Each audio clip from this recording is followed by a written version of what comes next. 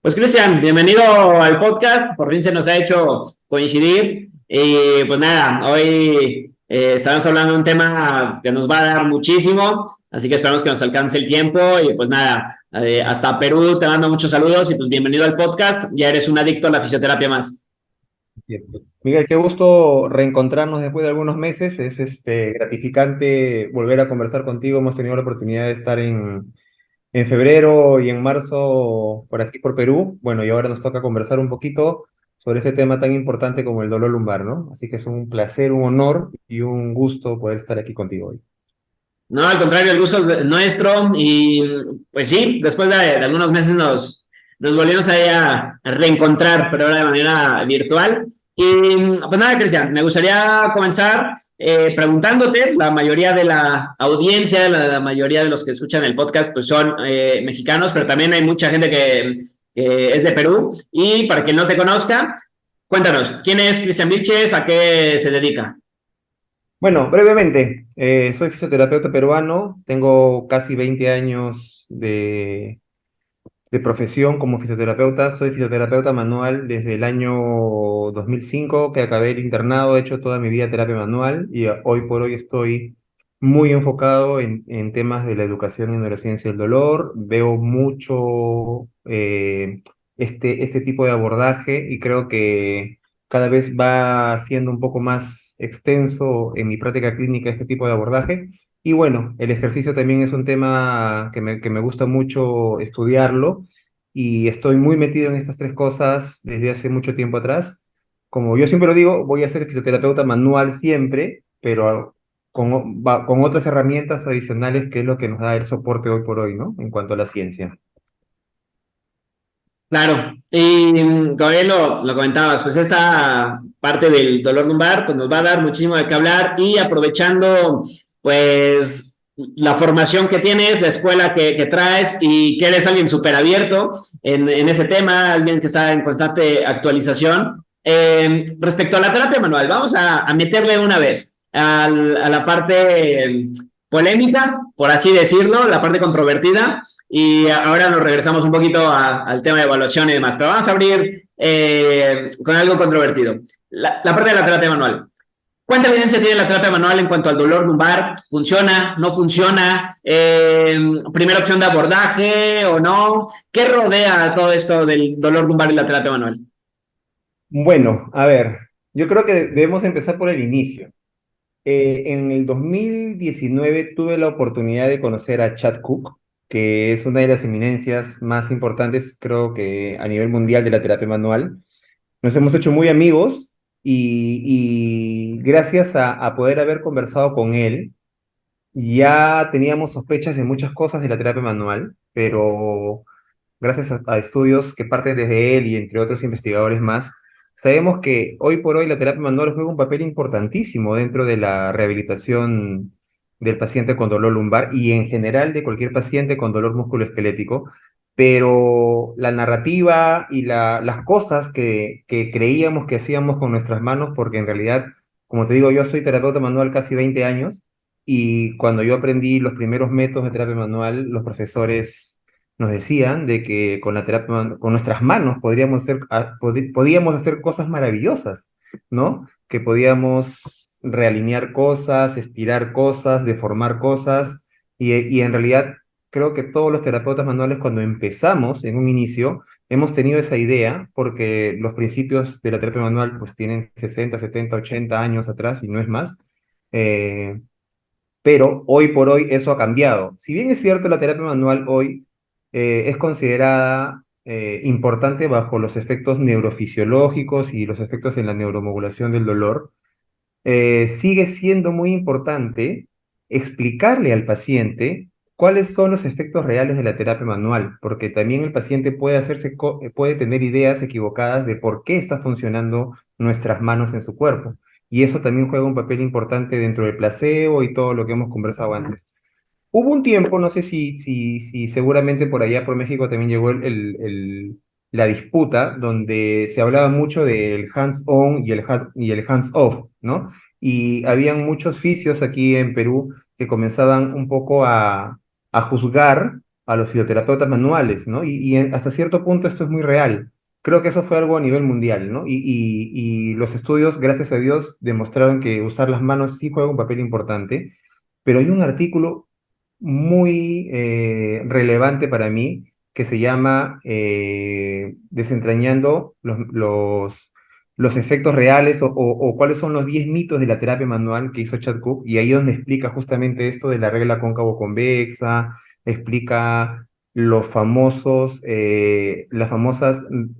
reposiciones o realineamientos vertebrales, las subluxaciones y todo eso, donde nos abre las puertas y nos orienta en realidad a dudar de que nuestras manos eran tan maravillosas, ¿no? Como le hemos pensado por muchos años. Así que cuando yo dicto cursos, en realidad, sobre terapia manual o sobre cualquier otro tema de posgrado, por ejemplo, acá en Perú, es un poco fuerte para los fisios que ya tienen años de experiencia en el tema de terapia manual escuchar estas palabras porque uno está acostumbrado a creer algo, porque así hemos sido formados en realidad creo que todos los fisios manuales, pero cuando comenzamos a analizar un poco en conjunto se dan cuenta que tal vez por ahí algo de cierto hay y cuando mostramos las evidencias pues ya queda un poco más claro, ¿no?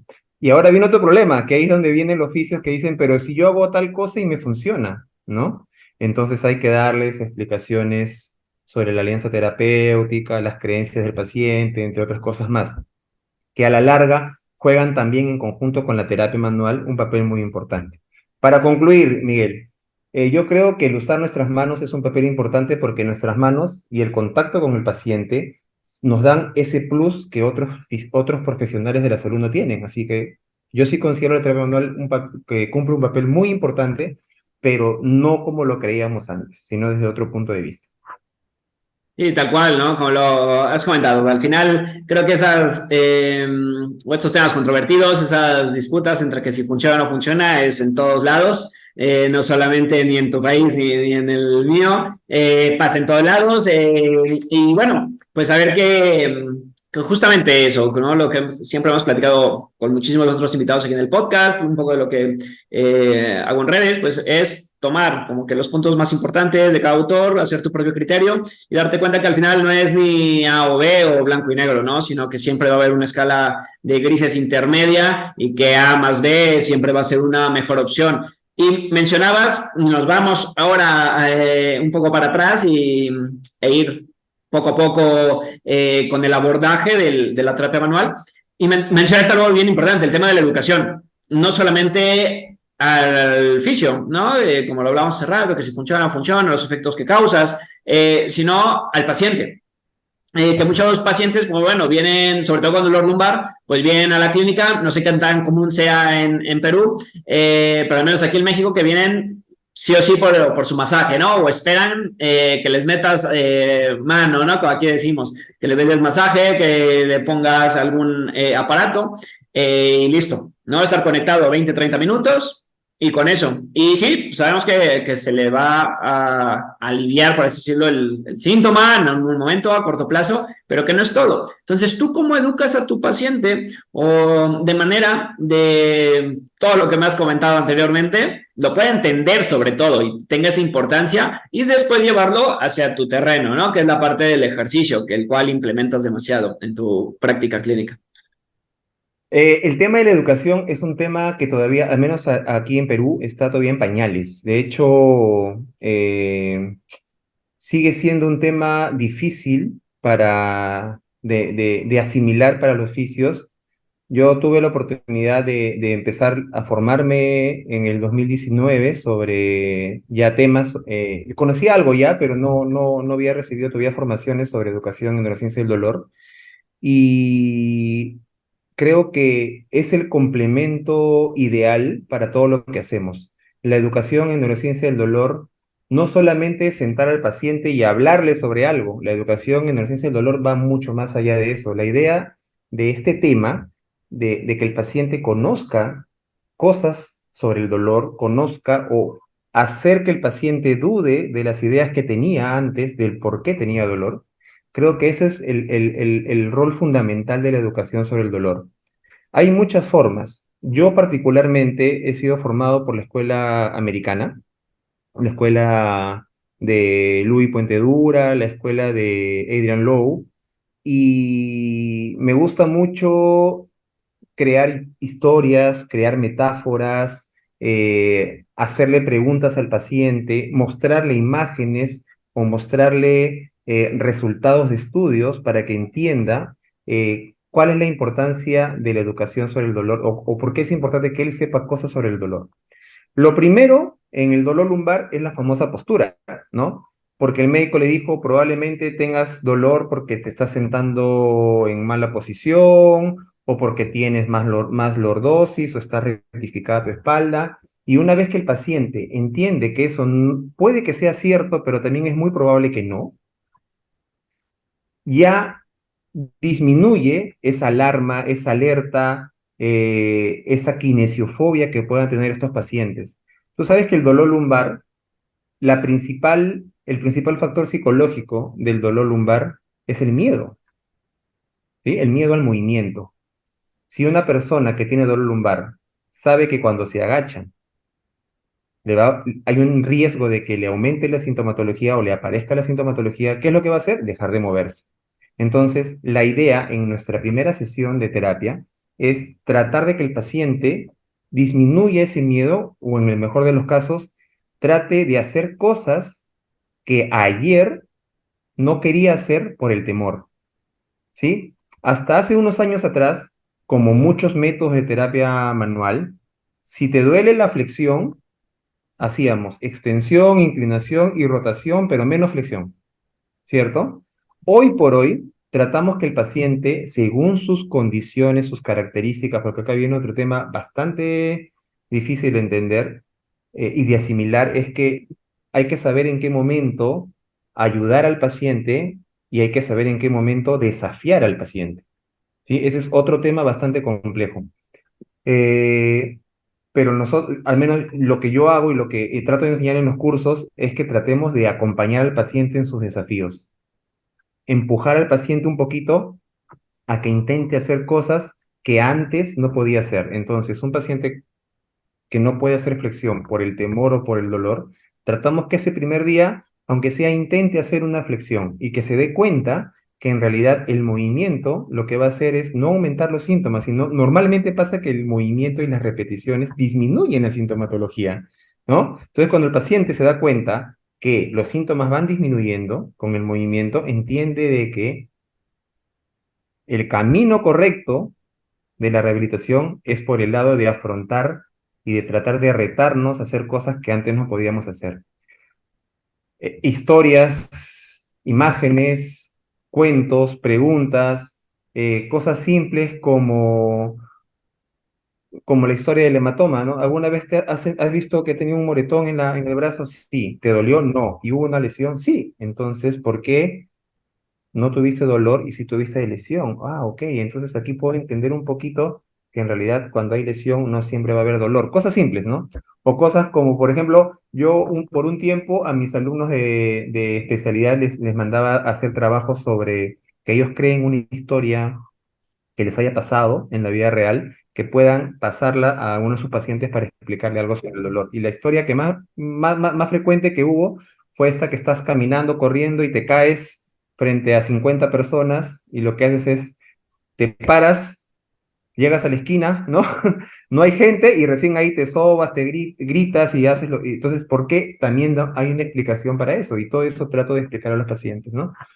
Y en realidad hay otras escuelas que van asociadas más a enseñarle la neurobiología del dolor a los pacientes. Entonces hay pacientes que están dibujando en una pizarra cómo son las vías, ¿no? del dolor y cosas por el estilo, que no está mal, pero de hecho no todos los pacientes tienen el nivel cultural para poder entender esas cosas. Entonces también es un poquito controversial tal vez, ¿no? Pero me gusta mucho ser un poco más simple y ser más dinámico. Me gusta mucho una frase de Mike Stewart que dice, la terapia manual, perdón, la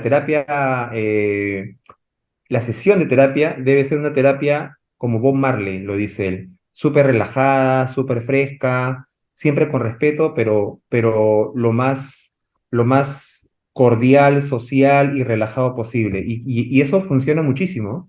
funciona muchísimo. Mis pacientes vienen con una cara de angustia y cuando me ven con una cara de relajo, es en verdad, pero no sabes cómo me duele. Ah, pero tranquilo, eso es...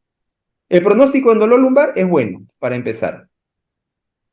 Eso, simplemente que el que escuchen esas palabras hace que la expresión del paciente, que es una expresión de angustia, de preocupación, de desesperanza, cambia a, ah, ¿en serio?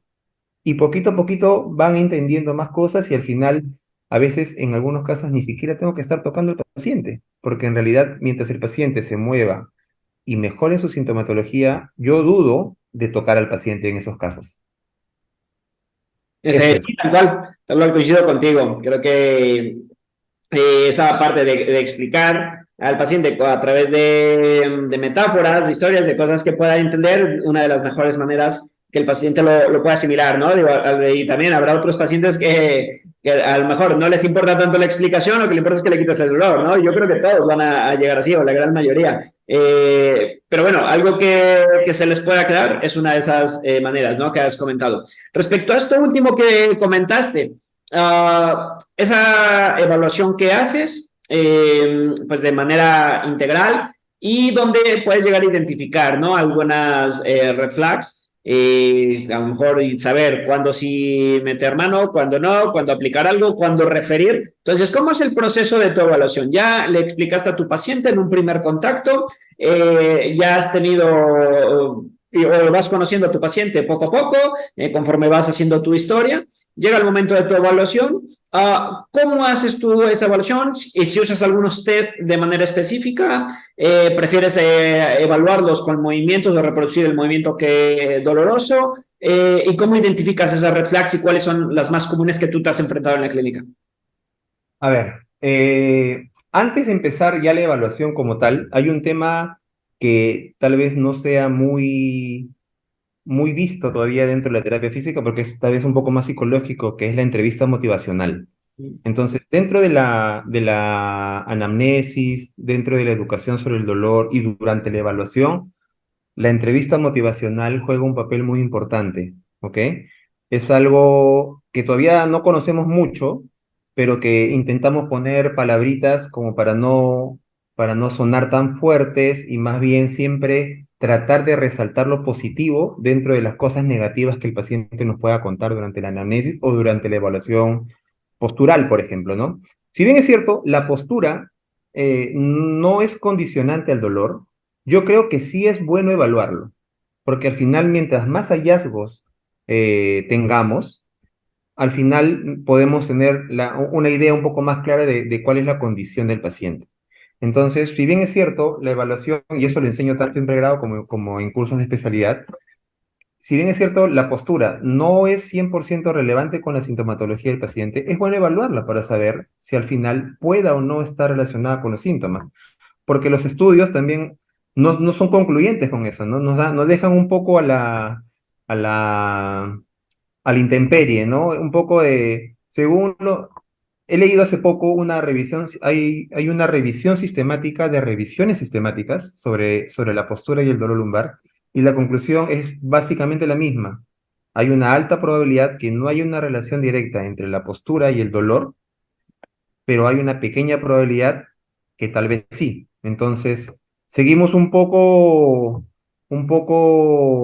confusos con eso, pero más tirándonos para el tema de que no existe una relación directa entre dolor lumbar o en general dolor de la columna vertebral y la postura.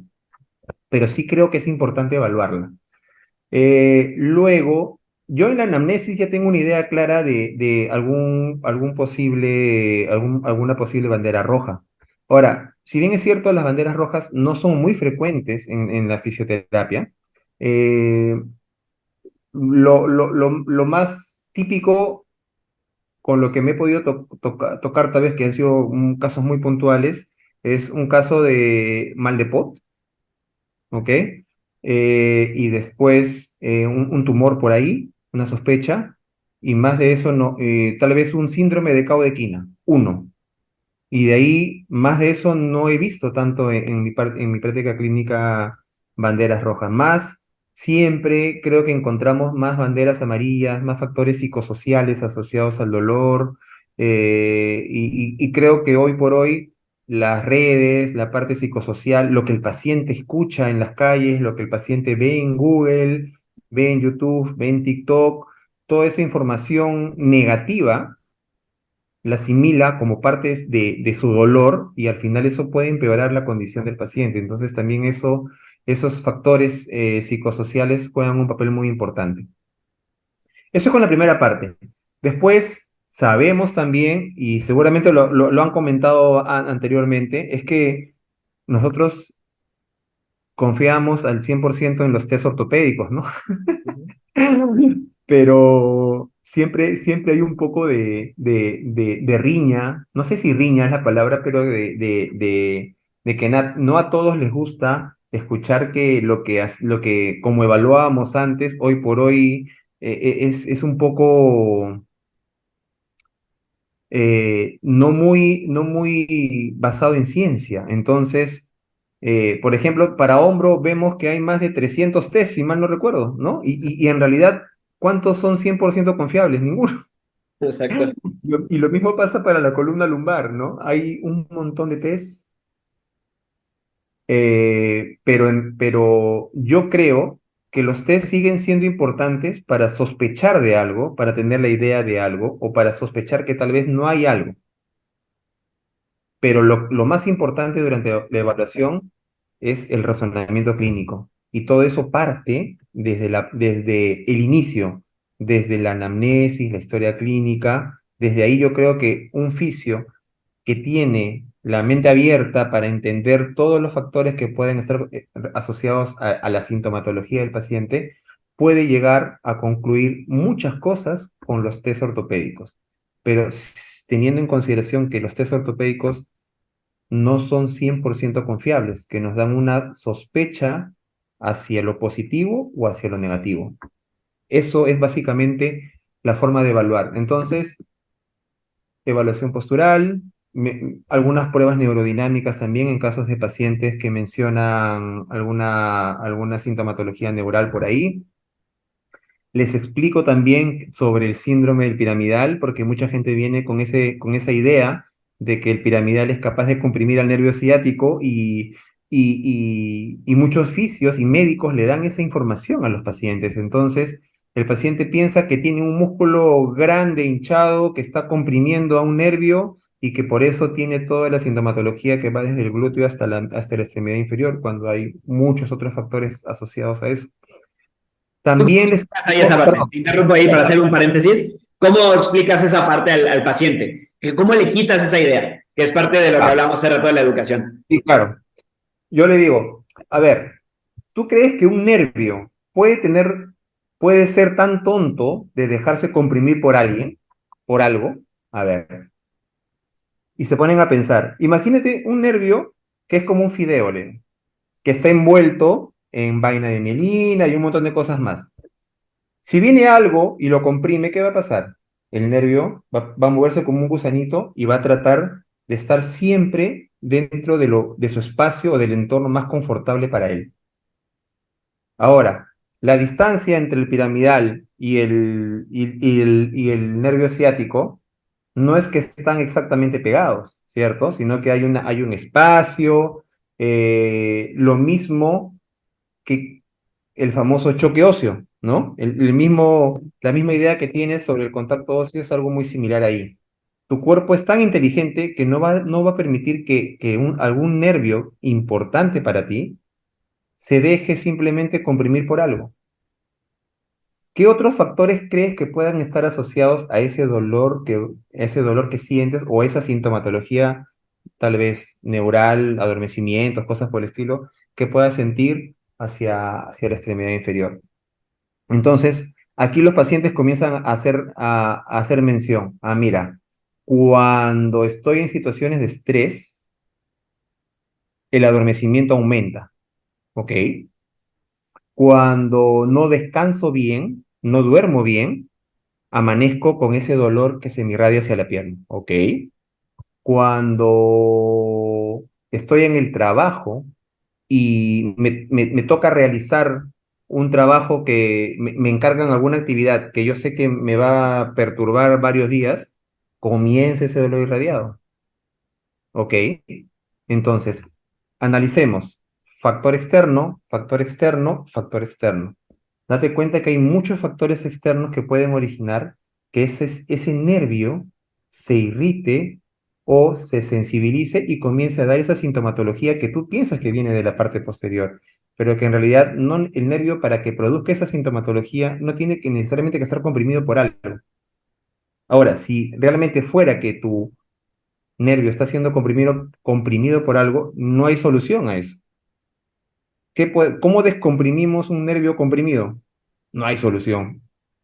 Entonces, esa es una de las cosas, ¿no? Entre ellas, también me gusta hacerle preguntas al paciente. eh, Tú cuando te sientas, por ejemplo, ¿tú crees que tu nervio ciático se está comprimiendo o no? Sí, perfecto. ¿Y por qué no tienes dolor irradiado ahí?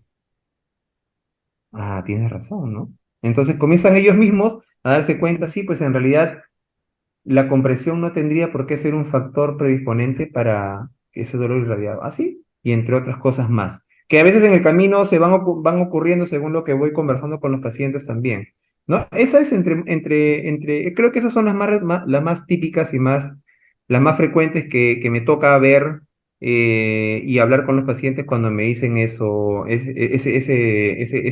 famoso diagnóstico que no es un diagnóstico en realidad. Es un poco un tema bastante complejo, ¿no? Sí, sí, sí. Sí, tal cual. Y ibas a agregar algo antes de que te interrumpiera del resto de tu evaluación. Sí, me gusta evaluar mucho el movimiento. Eso es. Eso. O sea, y me gusta evaluar durante sabemos, porque los estudios, que durante que la evaluación lumbar ya es tratamiento. Hay estudios que han demostrado que mientras evaluamos al paciente, en muchos casos, en más del 30% de pacientes, los síntomas van disminuyendo durante la evaluación.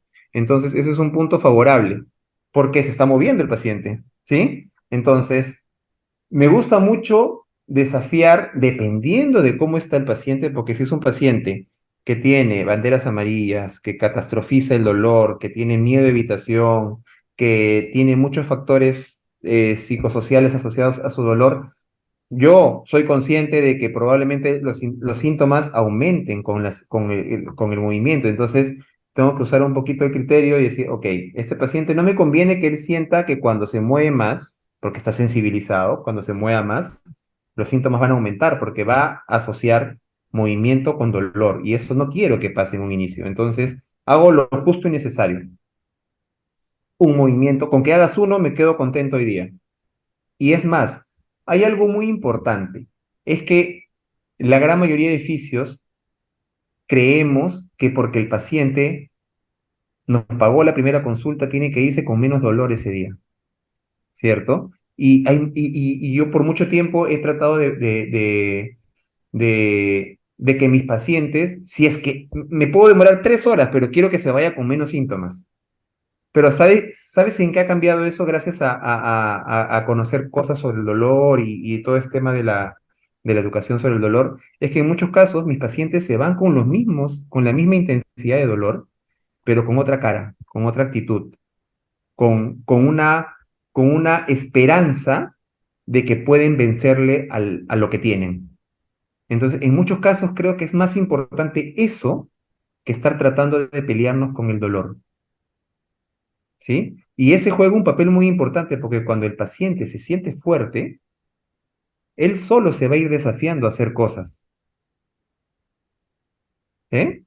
Entonces, me ha tocado pacientes de lumbar, pero más lo he visto en cervical, que vienen con una cara ya prácticamente desahuciados, desmayados, un poquito más ya con su seguro de vida ya comprado. ¿Por qué? Porque no sienten que algo los pueda ayudar, pero simplemente conversando con el paciente, dándoles alguna esperanza de que ellos puedan mejorar y que ellos sientan que en realidad se pueden sentir mejor en corto tiempo o más adelante, cambia la actitud del paciente. Gente que viene, ay, me duele todo, ay, no sé qué. Seguramente nos ha tocado mucho de esos pacientes, ¿ok? Pero si se va ese mismo paciente con la misma intensidad de dolor, pero con una voz más firme, con una sonrisa, o con, yo creo que en la siguiente sesión voy a intentar hacer esto. Ok, para mí eso es suficiente, ¿sí? Entonces, está bien tratar de ayudar al paciente desde un primer día con la sintomatología, pero a veces no vamos a poder conseguir disminuir tanto los síntomas, pero sí podemos cambiar la actitud del paciente y eso creo que juega un papel muy importante para los resultados posteriores. Sí, tal cual, y sobre todo en los pacientes con dolor lumbar es un poco más notorio, pero ese típico paciente que va muchas veces contigo nada más a platicar, ¿no? Y platicando se le quita el dolor, ni que ni siquiera lo tocas y no le modificas a lo mejor ningún hábito de nada, y nada más va, se desahoga y listo, se le ha quitado el dolor, ¿no? Entonces, tal cual, totalmente de acuerdo contigo con toda esta parte. Miguel, discúlpame, se me Dime. olvida algo. Para terminar con el tema de la evaluación, es Ujú. que, por ejemplo, yo trato de buscar distractores.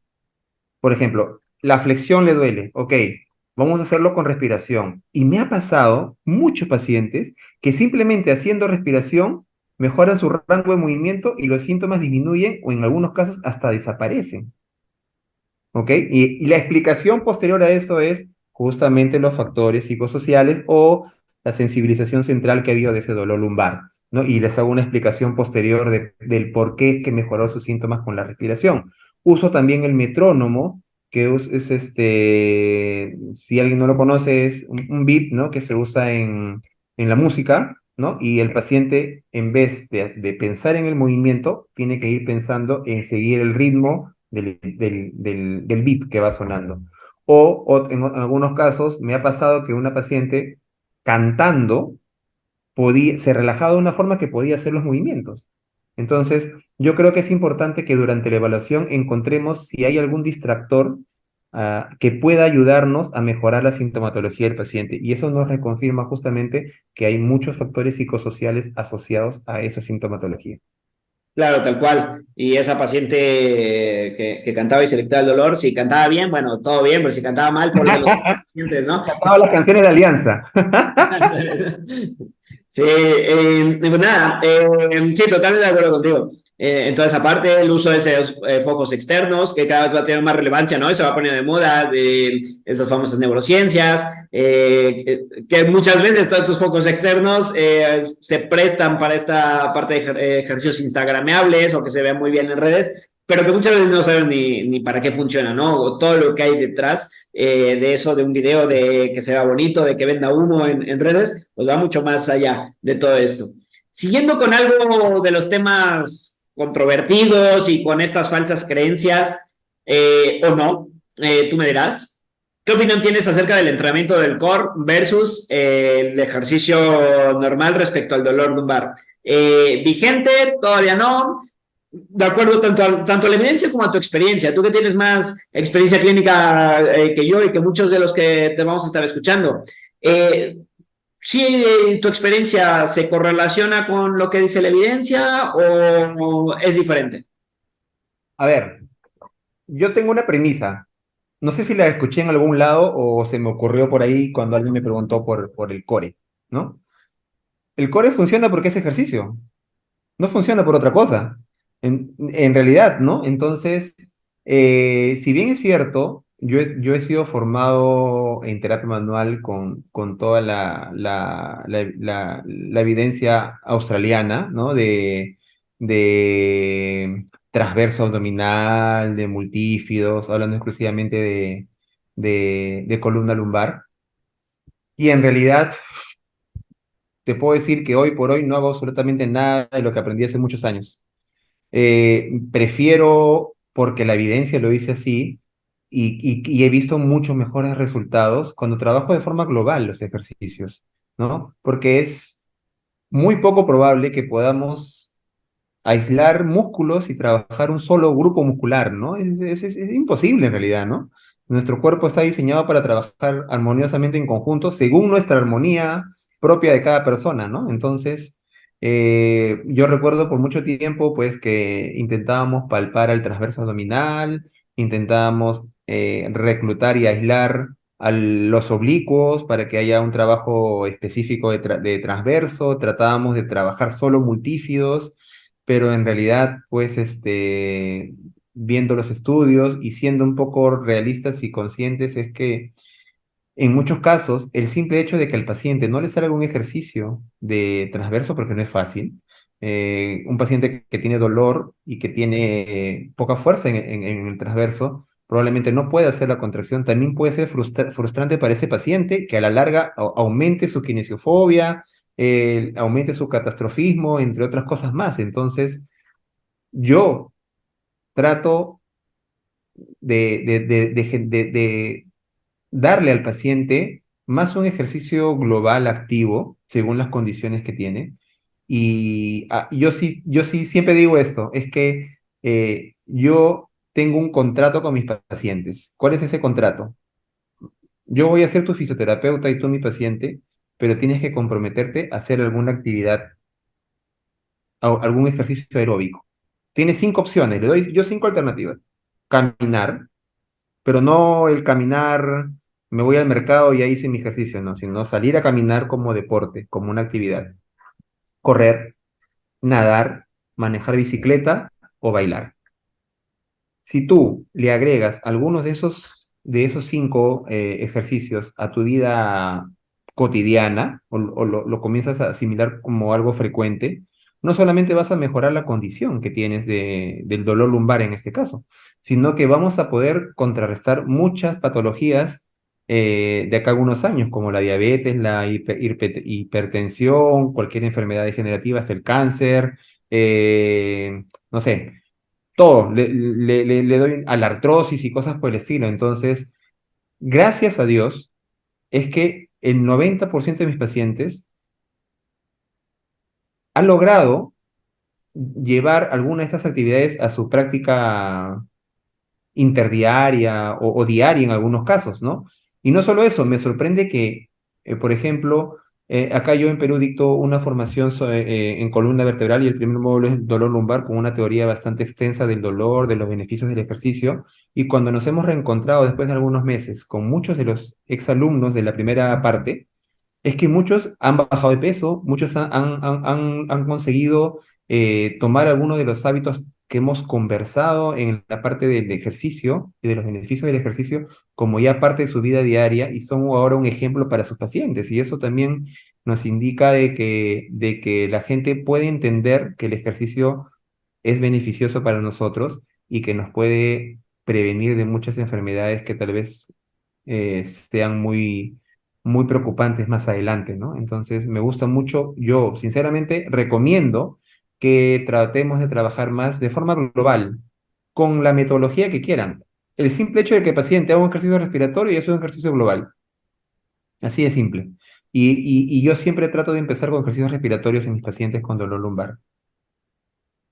Claro, a veces lo más sencillo es lo que suma, ¿no? Y a veces nos vamos, y ahora en un mundo fisioterapéutico con más apellidos, con muchos conceptos, técnicas, aparatos, hasta mismos ejercicios, ¿no? Que te decía, vemos en redes que son Claro. instagramables porque se ven bien y nos olvidamos a veces de las cosas básicas, de las cosas sencillas, como lo has mencionado, simplemente respirar y que por eso podemos tener grandes beneficios con los pacientes, ¿no? O irnos a ejercicios súper sencillos y al final tienen resultados. Que hace poco justamente eso me estaba cuestionando, ¿no?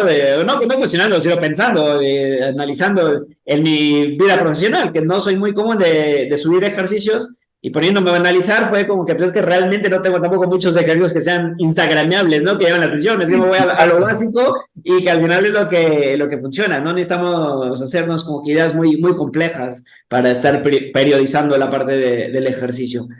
No existe Otro de la... Ah, dime.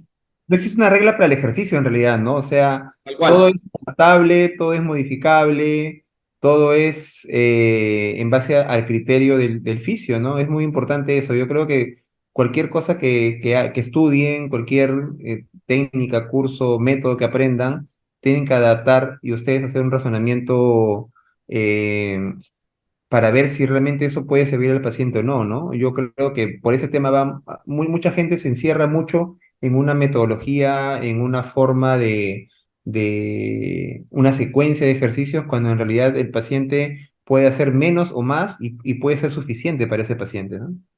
Claro, y muchas veces ni siquiera sabemos el contexto, ¿no? El fondo que hay de un ejercicio, que a lo mejor, no sé, podemos ver a alguien que hace un ejercicio de fuerza en un BOSU, por ejemplo, pero pues no sabes el contexto que hay detrás, a lo mejor es alguien que trabaja en el circo y listo, ¿no?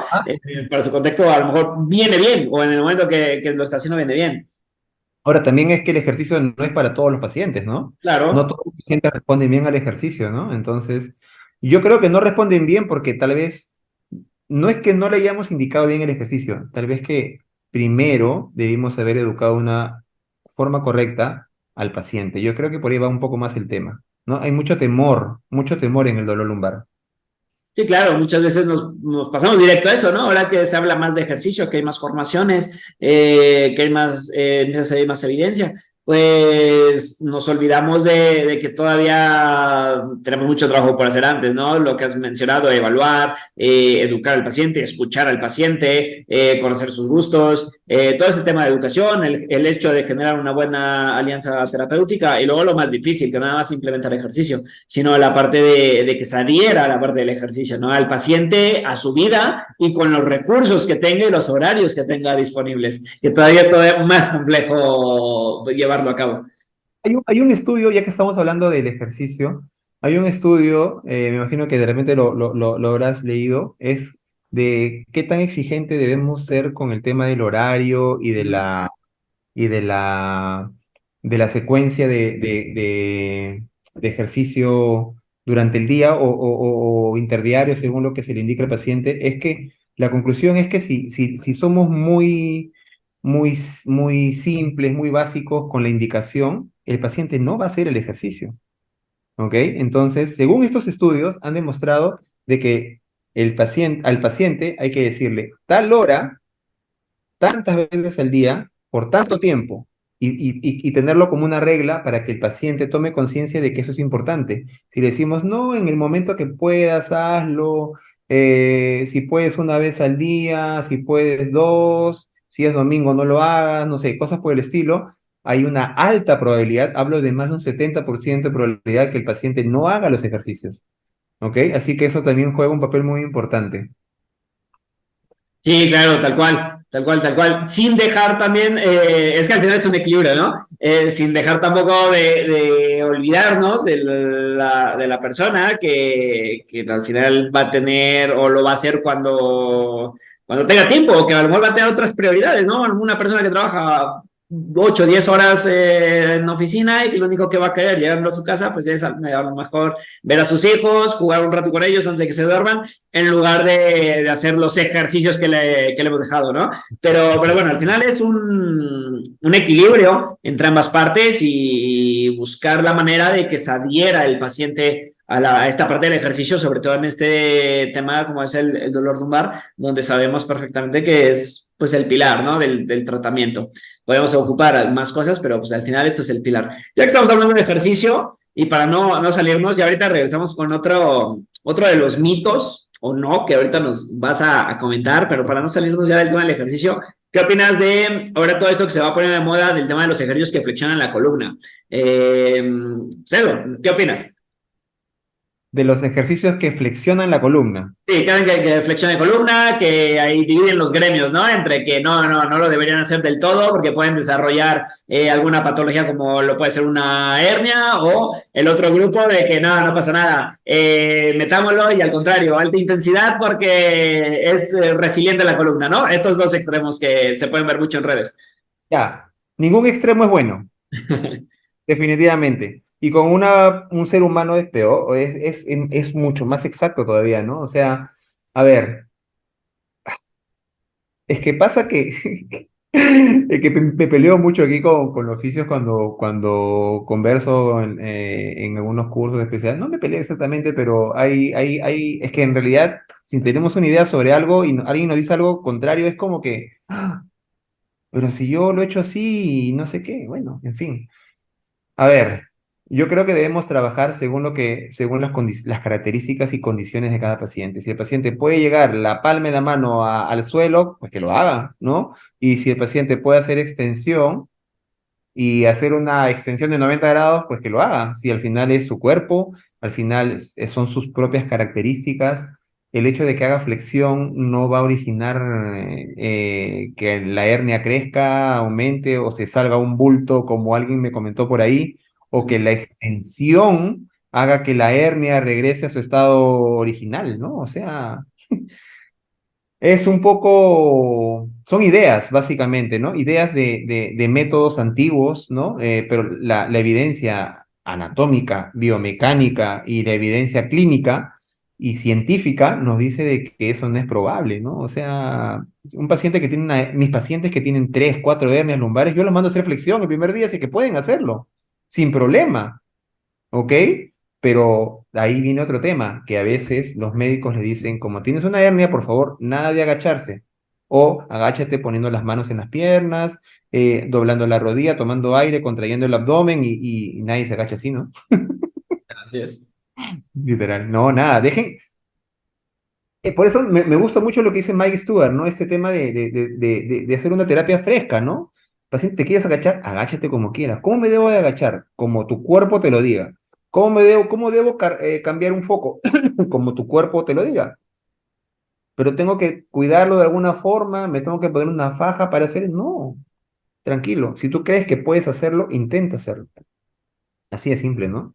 Ese, todavía sigue siendo, yo creo que cada vez menos, pero todavía hay esas corrientes, ¿no? De que la flexión aumenta la hernia y la extensión reduce la hernia. No, Sí, no. sí, sí. Pues mucha vieja escuela, ¿no? Que hemos platicado, pues esos pensamientos que se van pasando, que dentro de la parte médica hasta la parte como oficios, que a veces es complejo, porque si el médico se lo dice al paciente, la gran mayoría de las veces el paciente le tiene más confianza, o no confianza, pero le crea a lo mejor un poco más al médico que al fisio, ¿no? Por cuestión cultural, por lo que sea, o a veces hasta otras personas, más que el médico y que al fisio. Entonces, pues como lo hemos comentado, esto es un equilibrio, como bien lo dijiste, todos los excesos, todos estos lados radicales y bandos que se hacen, sobre todo en redes, Claro. suele pasar, sobre todo cuando los que creamos contenido subimos algo así, ¿no? Polémico, es donde divides ahí al gremio. Pero bueno, al final es hacer tu propio criterio, escuchar un poco de todos y armar tu propio punto. Miguel, Y me imagino que te insultarán mucho por mensajes. tal vez un poco y no necesariamente por mensajes, también en público. De todo, hay de Oye, todo, pero después de 3 años nos hemos vuelto inmunes ya al hate en redes claro, sociales. no. Pero bueno, al final hay más lado bueno que malo dentro de todo Y esto, ¿no? Sí. uno tiene que ser open mind para estas cosas, ¿no? O sea, nada es absoluto, como digo, todo es relativo. Esto que estamos hablando hoy probablemente cambie en 2, 3 años y así va a ser, y esto va a evolucionar constantemente, así que nadie es dueño de la verdad. Sí, tal cual. Al final no son ciencias exactas, ¿no? La salud no es una ciencia exacta, no son matemáticas. 2 más 2 no va a ser 4 siempre. Y esto, como dices, va a cambiar, va a cambiar. Seguramente tendremos que actualizar toda esta información en un año, en 2 años. Lo borras en un par de años, por favor. Sí, sí. Capaz que en un año ya estamos diciendo que el ultrasonido es mejor que el ejercicio para el dolor lumbar. Probablemente, no sé, espero que no. Bueno, Cristian, para pasar al siguiente tema, saliéndonos ya ahora sí de la parte del ejercicio, volviendo a estos famosos mitos o no, te digo, ahora nos lo vas a corroborar de acuerdo a tu experiencia y de acuerdo a lo que dice la evidencia. ¿Qué onda con el SOAS? ¿Tiene relación? ¿La parte anterior no tiene relación? ¿Se debe estirar para mejorar? ¿Se debe fortalecer? ¿Qué opinas acerca de esto? Y sobre todo, ¿qué dice la evidencia acerca de esto? Ya, primero partamos por el tema de que antes creíamos que podíamos palpar al psoas. Claro, y todavía, todavía. Bueno, Ok. no voy a decir el nombre, pero ahí todavía hay quien. Sí, sí, debe quedar. Pero es que el psoas es un músculo como cualquier otro, ¿no? Como el cuadrado lumbar, como los paravertebrales, como los glúteos, que trabaja. en armonía según esa persona, según las características de la persona. Y en realidad, eh, las teorías de control motor, por ejemplo, tienen mucha relación con glúteos, mayor, medio, con psoas, con paravertebrales, con piso pélvico un poco por ahí. Y bueno, en realidad, si te lo digo simple y con honestidad, es que la evidencia hoy por hoy no le da un realce tan importante a un músculo específicamente, ¿no? Sino es un trabajo global, en conjunto. eh, Tampoco es que todos los músculos tengan que trabajar a la perfección para que la persona funcione correctamente. Eso es imposible, ¿no? Como pasa en la escápula. En la escápula pensamos de que los veintipico músculos que tenemos en la escápula tienen que trabajar armoniosamente para que la escápula funcione bien. Y probablemente de esos veintipico músculos solamente dos o tres estén trabajando armoniosamente y el resto hace cualquier otra cosa, pero nuestras escápulas siguen trabajando bien. Pasa lo mismo con la pelvis. Pasa lo mismo con la lumbar y con cualquier parte del cuerpo. Yo no hago un trabajo específico para ningún grupo muscular, ni elongaciones, ni fortalecimiento de un grupo muscular específico, hago un trabajo global. Y eso funciona mucho mejor que intentar hacer un trabajo para un solo músculo, ¿no? Y la gente se mata haciendo eso, ¿no? O Sí. sea, sí, no. Es que a veces hacemos cosas tan complejas cuando en realidad, en muchos casos, como lo has mencionado hace un momento, las cosas simples ayudan más, ¿no? Así es. Sí, tal cual, tal cual, tal cual. Pues Cristian, para no quitarte más tiempo y para ir cerrando el episodio, ¿hay algo más que te gustaría agregar respecto a todo este tema? Digo, podemos hablar muchísimo más, pasar Sí, uy, no, no horas sabes. hablando de este tema, pero bueno, algo respecto a lo que hemos hablado que te gustaría ir agregando y después podemos hacer una segunda parte. Dale, mira, por ejemplo, una vez me hicieron una pregunta muy interesante. ¿Por qué evaluamos un paciente con dolor lumbar si sabemos que el 90% de gente con dolor lumbar va a tener un diagnóstico inespecífico? O sea, no vamos a poder encontrar la causa eh, exacta del dolor. Perfecto, es una muy buena pregunta, pero una respuesta simple para eso es que durante la evaluación no tratamos de encontrar el diagnóstico del paciente, sino tratamos de encontrar hallazgos que nos ayuden a mejorar la sintomatología del paciente. Eso es lo que yo enseño durante el proceso evaluativo en los cursos y lo que hago yo en mi práctica. Normalmente no le doy un nombre o encasillo al paciente en un cuadro donde diga tienes tal cosa, por eso tienes dolor. No, porque es imposible en realidad tratar de encontrar entre todas las más de 300 o 400 probabilidades que pueden originar sintomatología lumbar, tratar de encontrar una, ¿sí? Me pasa, por ejemplo, dentro de ese 10% por ahí a algún paciente le puedo dar alguna explicación, eh, según mis sospechas, del dolor que pueda tener por alguna causa específica, que es de 100 1 o 2, ¿no? Entre 1 y 10 supuestamente, pero en realidad es 1, 2 o 3. Pero tratemos de no encasillar a nuestros pacientes bajo un nombre de diagnóstico o bajo una premisa por alguna metodología. No me gusta mucho eso y creo que funciona mejor así, porque algunas metodologías bajo este encasillamiento es el tratamiento y normalmente no funciona de esa forma nuestro cuerpo. Así es, tal cual. Menos etiquetas.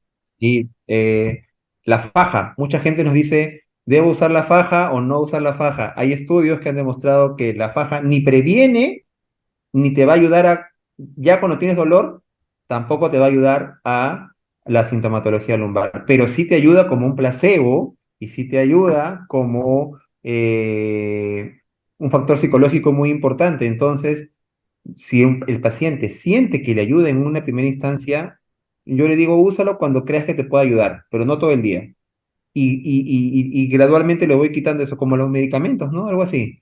Porque a la larga, sabemos que el efecto placebo también tiene un papel neurofisiológico importante y al final, si somos simples, todo es neurofisiológico y nada es biomecánico y al final la idea es que el paciente se sienta mejor, ¿sí?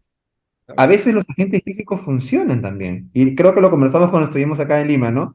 Hay Así mucha es. gente que dice, me pusieron un ultrasonido y ya estoy bien hasta ahora y tengo 5 años. Perfecto. No sabemos si fue el ultrasonido o fue tu creencia en el ultrasonido como lo dice la evidencia, pero si funcionó, está bien, ¿no? Y hay muchas cosas más. Entonces, pasa lo mismo con el collarín a nivel cervical. Eso, no encasillemos a los pacientes en un diagnóstico, tengamos una fisioterapia más fresca con los pacientes, más de ayuda y de retar al paciente gradualmente, de acompañar al paciente en su proceso, de explicarle al paciente cosas sobre el dolor. Yo creo que ni la terapia manual, ni el ejercicio, ni la educación sobre el dolor, ninguno de ellos, o mejor dicho, ninguno es más importante que el resto. Creo que los tres son importantes, sobre todo si se trabajan de forma conjunta, puede ser muy potente la terapia física, si se trabaja de forma conjunta. Si lo hacemos de forma individual, como pasa, que a veces, no, solo ejercicio, probablemente nos falte algo más por ahí. Solo terapia manual, probablemente nos quedemos muy cortos. O como en algún momento alguien me dijo, yo conozco algunos fisios que hacen educación sobre el dolor y sus pacientes no mejoran. Entonces mi primera pregunta fue, ¿pero solamente hacen educación sobre el dolor? Sí, entonces nunca van a mejorar, porque el paciente tiene que escuchar algo, pero vivir en carne propia eso que escuchó. Por ejemplo, el ejercicio o el movimiento te va a ayudar en tu sintomatología. Y si el paciente hace repeticiones de flexión y sus síntomas mejoran, ¿qué significa eso? Que el paciente, uno, entendió algo, pero lo hizo y le pasó algo positivo en su cuerpo, por lo tanto, cree mucho más en lo que le acabamos de decir. Pero si solamente se lo decimos, se lo decimos, se lo decimos, se lo decimos y nunca lo hace, es como si no hiciera nada, ¿no? Entonces, las tres cosas son importantes. Hagan un poquito de cada cosa y probablemente las cosas resulten. También, para terminar, Miguel, también es que, pero yo no sé hacer mucha educación sobre el dolor. Recién he egresado y hago un poquito de terapia manual según lo que me enseñaron en la universidad. Y sobre el ejercicio he hecho solamente cursos virtuales, no he hecho cursos presenciales. Hay algunos estudios que nos han mencionado que así hagamos no tan bien ni la educación, ni la terapia manual, ni el ejercicio, pero con que los mezclemos o hagamos un poquito de las tres, así no esté tan bien hecho, probablemente los resultados también sean buenos, imagínate. Entonces, no nos estresemos tanto por saber si lo estamos haciendo realmente bien o no, sino guiémonos de lo que va pasando durante la sesión de fisioterapia. Eso. Entonces, yo creo que el fisio ahí va a estar un poco más suelto, más relajado, y no va a estar mirando sus apuntes para ver qué técnica puede hacer con el paciente, a ver si funciona o no, sino que hay que adaptar lo que sabemos o lo que entendemos en ese momento para la condición de ese paciente en el momento. Eso. Pero sí, totalmente de acuerdo contigo, ¿no? Y también, pues, saber que lo más importante, independientemente de la técnica, del apellido, del agente físico, pues, saber por qué funcionan, ¿no? No nada más es, y tampoco creernos las narrativas que nos dicen ni en las formaciones, o sobre todo las que tienen esos conflictos de interés, ¿no? Que a lo mejor es porque libra la fascia o es porque está descontracturando el músculo, sino realmente saber qué es lo que está funcionando, por qué es que realmente está funcionando, ¿no? Y respecto a lo que mencionabas también, esta parte del placebo, pues que también puede jugar a favor, pero también puede jugar todo en contra, ¿no? Puede ser esa parte de hacerse dependiente, como lo puede ser un ultrasonido o una terapia invasiva, que ahí nos va a faltar hablar de otro tema, como es esa área, el tema de la faja, ¿no? Que pues de hecho te puede convertir en un nocebo y hacer dependiente al paciente de eso. Entonces, pues es saber cómo manejar esas transiciones, saber por O el qué kinesiotape, funciona. ¿no? ¿Cómo, perdón? O el kinesiotape, Claro, igualito. el Finsotape, claro, y que muchos de esos, mucha gente piensa, por ejemplo, que a lo mejor no lo ocupas o yo lo ocupo, o alguien que sube trabajo en redes o que piensa que solamente hace ejercicio, pero que al final no está mal, ¿no? Volvemos al mismo, saber por qué funcionan, con qué paciente, y como bien lo comentaste anteriormente, no todos los pacientes son para ejercicio, pero tampoco son todos los pacientes para punción seca, no todos los pacientes son para electro, no todos los pacientes son para moverse. Y otros pacientes tampoco son para fisioterapia, ¿no? Es el paciente que a lo mejor mejora con un quiropráctico, con un huesero, con un remedio casero, ¿no? Y a lo mejor sucede y mejora por una historia natural de la enfermedad o por algún tema estadístico, por muchas cosas. Creencia misma, ¿no? Por la creencia misma de la persona. Sí, Claro, claro. Sí, por supuesto. Y algo que se está haciendo mucho en general con el dolor musculoesquelético es el tema de exposición a ambientes naturales, ¿no? Trato de que mis pacientes los fines de semana, si tienen la oportunidad de hacerlo, se vayan a campo, a la playa, a un lugar que los relaje, cosas por el estilo, y es bastante significativo que los pacientes me escriben en la noche y me dicen, oye, hoy día que he estado, no sé, en Lunahuaná, por ejemplo, ¿no? Acá en Perú, o me fui a Pisco, a Ica, cuando no has estado tú, y no me dolió la espalda.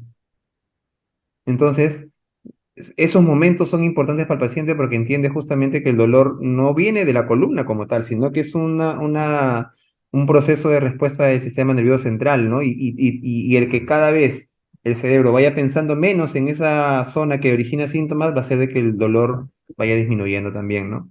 así Entonces, eso es. es Sí. Otra estrategia también que puede ser, ¿no? También importante. Así es. Pues listo, Cristian. Vamos a pasar ya a la parte final del podcast. Vas a debutar en esta sección. Eres el primero al que se las voy a decir. Te voy a decir una palabra, son 6. Entonces te voy a decir una palabra y me dices lo primero que se te venga a la mente. ¿Sale? Entonces, ¿ya? ¿Estás preparado? dale. Dale. La primera es ultrasonido. Apagado funciona. Alianza. Terapéutica y Alianza Lima. México. México, hermoso, hermoso, hermoso, hermoso. Fisioterapia.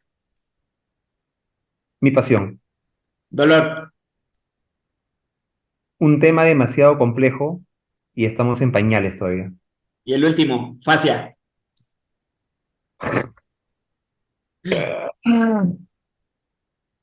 Tejido que ha sido muy sobrevalorado en su momento. Excelente, Cristian. Y que otro tema, que tiene mucho que ver también con la parte lumbar, pero tendremos que hacer ahí una segunda parte. Todavía nos falta mucho que cuestionar y que estar analizando.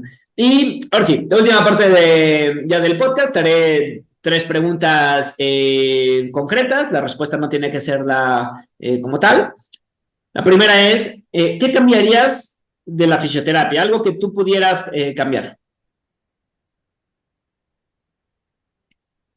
De la fisioterapia como tal. A ver, dura esa pregunta.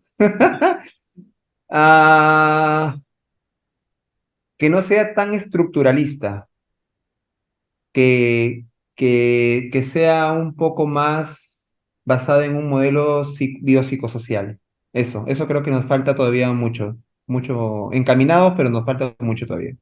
Excelente. La siguiente pregunta es, ¿qué consejo dabas antes y ahora ya no? A ver, yo siempre les digo a todos los alumnos que, bueno, yo soy profesor de universidad desde hace 13 años más o menos, 12 13 años. Y siempre les digo cuando acaba cada ciclo es que de acá a 2 años les pido perdón adelantado porque lo que digo ahora probablemente de acá en un par de años sea un poco diferente, ¿no? Eso. Yo creo que un poco por ahí, ¿no? De que todo va cambiando, todo va mejorando, todo va evolucionando y que lo que digo hoy probablemente cambie de acá a un tiempito. Excelente. Y la última, si fueras el host de este podcast, ¿qué te preguntarías? Pinche, que está jodida esa pregunta. ¿Me queda mejor el polo de Alianza o de la U? Y ya no te pregunto cómo lo contestarías porque ya sé que es con el de la U. Listo, Cristian. Pues nada, agradecerte, amigo. Antes de despedirnos, ¿cuáles son tus redes? Sobre todo la de donde haces formaciones, tanto tuyas como las que llegas a organizar, que te lo he dicho en persona y no porque me hayas llevado, sino en general. O sea, la calidad de las formaciones que estás haciendo en Perú son de muy buen nivel. que sigas llevando grandes profesionales. Y bueno, ¿dónde pueden tener más informes de ellos? ¿Qué cursos son los que vienen? ¿Y dónde pueden pedir información? Ok, el único Instagram que manejo es el de Fisioestudio Perú, @Fisioestudio Perú. En Facebook estamos como Fisioestudio Fisioterapia. Y esas son las únicas dos redes que por el momento manejamos. Yo no uso otras redes porque te admiro, el hacer contenido es súper difícil, lo he intentado en una oportunidad y de verdad que hay que tener tiempo, paciencia, buen humor, predisposición y tantas cosas más que el video se quedó a la mitad de contenido y nunca más hice nada, de verdad, porque es muy complicado. Pero esas son las redes, se vienen cursos, la próxima semana tenemos un curso, el más, mm, creo que es más un curso para mí que para todos los que se han inscrito en el curso, porque viene Maggie Stewart, que es una de los referentes en neurociencia del dolor más importantes en el mundo, que tiene un curso que se llama No Pain, eh, y que voy a tener la oportunidad de conocer en persona, de conversar con él, de salir y compartir unos momentos con él. Y creo que va a ser para mí y para todas las personas que van a ir al curso el inicio de una nueva era en la fisioterapia de Perú, porque ya hay muchas formaciones que están incluyendo cosas, poquitas cosas como las que dicto yo en el curso de dolor lumbar, por ejemplo, donde ponemos ingredientes de educación sobre el dolor, donde hablamos sobre el dolor, pero un curso presencial de esa magnitud nunca se ha hecho en Perú y va a ser algo histórico. Y luego tenemos curso con nuestro gran amigo Luis López, que viene por primera vez a Perú. Tenemos cursos de suelo pélvico, cursos con Anita Gassi Martín de rodilla, un curso de escoliosis con un profe que lo conversamos en algún momento de Brasil, que es de verdad algo muy, muy top, top, top. Y siempre estamos tratando de traer profesionales de un nivel superior que nos permitan, sobre todo a los oficios de Perú, nos permitan seguir mejorando y seguir mejorando la calidad de atención y la calidad de profesionales que estamos poquito a poquito mejorando y consiguiendo en nuestro país, ¿no? Y eso ojalá que se replique en otras partes. México va por buen camino también, aunque siempre hay sus cositas por ahí medias de las que hemos comentado antes, pero nada, ahí estamos siempre predispuestos para todo, para lo bueno, para lo malo, para lo controversial, para lo no controversial, para los insultos y para los halagos también. Y nada, es un gustazo, Miguel, poder haber concretado esta charla. Espero te haya gustado y nada, esperemos que haya una segunda oportunidad de hablar sobre este tema que se ha quedado un poco corto. Y si hay algunas preguntas o cosas por el estilo, pues pueden escribirme al Instagram y por ahí con gusto podré responder cualquier otra duda que tengan o que se presenten, ¿no? No, pues agradecerte, Cristian, pues ya también hay para todos los que nos estén escuchando, que están de Perú, fíjate que me metí a ver las estadísticas antes, a ver cuánta gente seguía el podcast de Perú, son aproximadamente 3.000, 4.000 adictos los que nos escuchan allá, así que bueno, si alguien nos está escuchando por allá, pues totalmente recomendadas ahí las formaciones contigo, y bueno, y aunque no, aunque sean de algún otro país, pues muy buen pretexto para ir a conocer Perú. Entonces, pues Sí, sí. nada, amigo, pues muchísimas gracias por haber aceptado la invitación, por estar aquí en el podcast, compartirnos un poco de lo mucho que sabes y pues ojalá, seguramente nos estarán pidiendo una segunda parte, entonces ojalá podamos coincidir para un segundo episodio.